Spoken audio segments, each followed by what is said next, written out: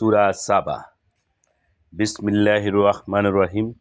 সমস্ত প্রশংসা আল্লাহর, যিনি নবমণ্ডলে যা আছে এবং ভূমণ্ডলে যা আছে সব কিছুর মালিক, এবং তারই প্রশংসা পরকালে। তিনি প্রজ্ঞাময়, সর্বজ্ঞ।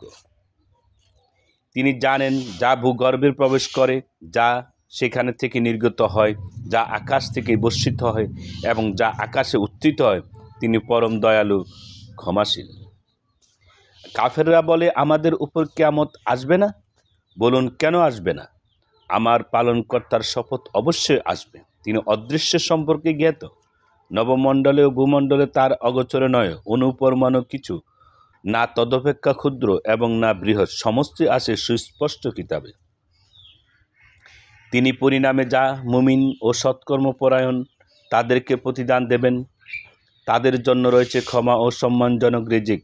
আর যারা আমার আয়াতসমূহকে ব্যর্থ করার জন্য উঠে পড়ে লেগে যায়, তাদের জন্য রয়েছে যন্ত্রণাদায়ক শাস্তি। যারা জ্ঞান প্রাপ্ত, তারা আপনার পালনকর্তার নিকট থেকে অবতীর্ণ কোরআনকে সত্য জ্ঞান করে এবং এটা মানুষকে পরাক্রমশালী, প্রশংসা সহ আল্লাহর পথ প্রদর্শন করে। কাফেররা বলে, আমরা কি তোমাদেরকে এমন ব্যক্তি সন্ধান দেব যে তোমাদেরকে খবর দেয় যে তোমরা সম্পূর্ণ ছিন্ন ভিন্ন হয়ে গেলেও তোমরা নতুন সৃজিত হবে? সে আল্লাহ সম্পর্কে মিথ্যা বলে, না হয় সে উন্মাদ। এবং যারা পরকালে অবিশ্বাসী, তারা আযাবে ও ঘোর পথভ্রষ্টতায় পতিত আছে। তারা কি তাদের সামনে ও পশ্চাতের আকাশ ও পৃথিবীর প্রতি লক্ষ্য করে না? আমি ইচ্ছা করলে তাদের সহ ভূমি ধসিয়ে দেব, অথবা আকাশের কোনো খণ্ড তাদের উপর পতিত করব। আল্লাহ অভিমুখে প্রত্যেক বান্দার জন্য এতে অবশ্যই নিদর্শন রয়েছে। আমি দাউদের প্রতি অনুগ্রহ করেছিলাম এই আদর্শ মর্মে যে, হে পর্বতমালা, তোমরা দাউদের সাথে আমার পবিত্রতা ঘোষণা করো, এবং হে পক্ষী সকল, তোমরাও। আমি তার জন্য লৌহকে নরম করেছিলাম এবং তাকে আমি বলেছিলাম, প্রশস্ত বর্ম তৈরি করো, কড়াসমূহ যথাযথভাবে সংযুক্ত করো এবং সৎকর্ম সম্পাদন করো। তোমরা যা কিছু করো আমি তা দেখি।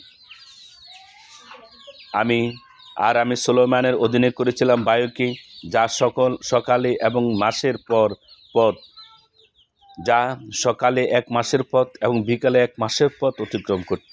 আমি তার জন্য গলিত তামার এক ঝর্ণা প্রবাহিত করেছিলাম। কতক জিন তার সামনে কাজ করত তার পালনকর্তার আদেশে। তাদের যে কেউ আমার আদেশ অমান্য করবে, আমি জ্বলন্ত অগ্নি শাস্তি আস্বাদন করব।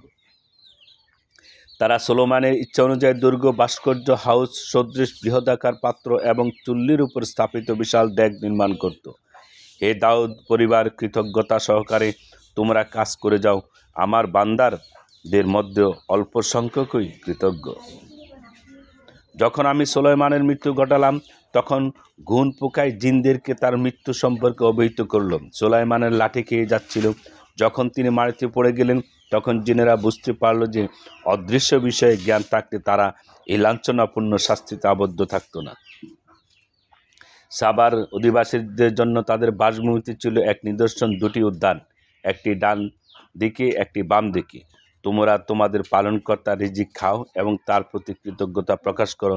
স্বাস্থ্যকর শহর এবং ক্ষমাশীল পালনকর্তা।